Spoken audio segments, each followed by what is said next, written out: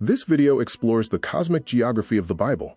It examines how a single event at Babel framed all of biblical history, spiritual warfare, and the Great Commission, based on Michael Heiser's theological framework. The modern view suggests worldly chaos results only from the fall in Genesis chapter 3.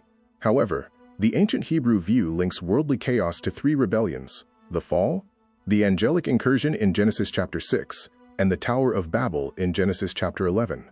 To truly understand the Bible, we must read it through ancient eyes. These are the three descents into cosmic chaos. Eden was human rebellion, the kickstart of anti-Eden chaos. The Watchers was supernatural corruption. Babel was the cosmic divorce and the ultimate fracturing of humanity. The ancient biblical authors saw Babel as the defining geographical and spiritual crisis of history. The Dead Sea Scrolls unlock the Babel anomaly in Deuteronomy chapter 32, verses 8 to 9. A modern translation says God set up boundaries according to the number of the sons of Israel. However, the ancient translation refers to the sons of God. God divided the nations and allotted them to supernatural beings, not to Israel, which didn't exist yet. The cosmic divorce and the origin of idolatry frame the entire Old Testament as Israel versus the nations and Yahweh versus the gods. Humanity's rebellion at Babel led to God disinheriting humanity. God then chose Abram, starting from Ur, to build a new, Edenic humanity, making Israel Yahweh's allotted portion, and assigning the 70 nations to lesser supernatural placeholders as punishment. Pentecost is a deliberate linguistic reversal.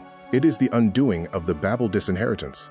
Babel led to the confusion of languages and the division of nations. Acts 2 reverses this with the Holy Spirit bringing understanding to the divided tongues, signaling the redemption of the nations and the restoration of God's direct rule. This is the blueprint for reclamation. Jews from the nations witnessed the new covenant, believed the gospel of Jesus, and returned home. God successfully seeded evangelists back into the disinherited nations. The campaign to reclaim the earth has officially begun. Paul was obsessed with reaching Tarshish, or Spain, at the edge of the map. Tarshish is the last name on the Genesis chapter 10 list of disinherited nations not yet covered by the book of Acts. Paul believed his mission wouldn't end until he reclaimed this final piece of lost territory.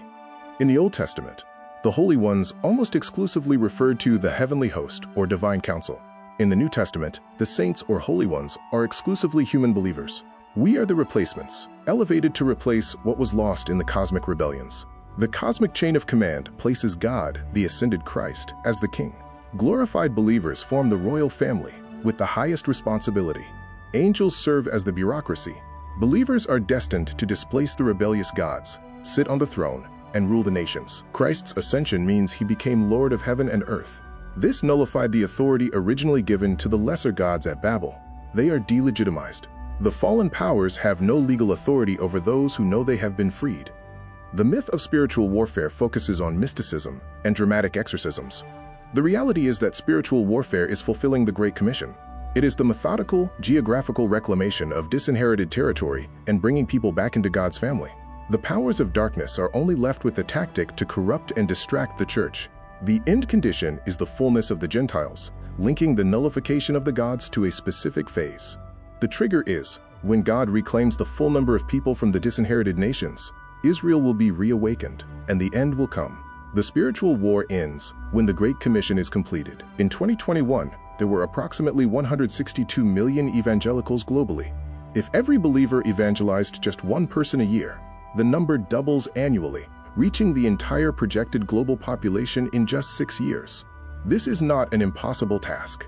The powers of darkness are only surviving because the church is off game. The weird passages in your Bible are the most important ones, revealing a unified cosmic master plan of disinheritance, delegitimization, and reclamation.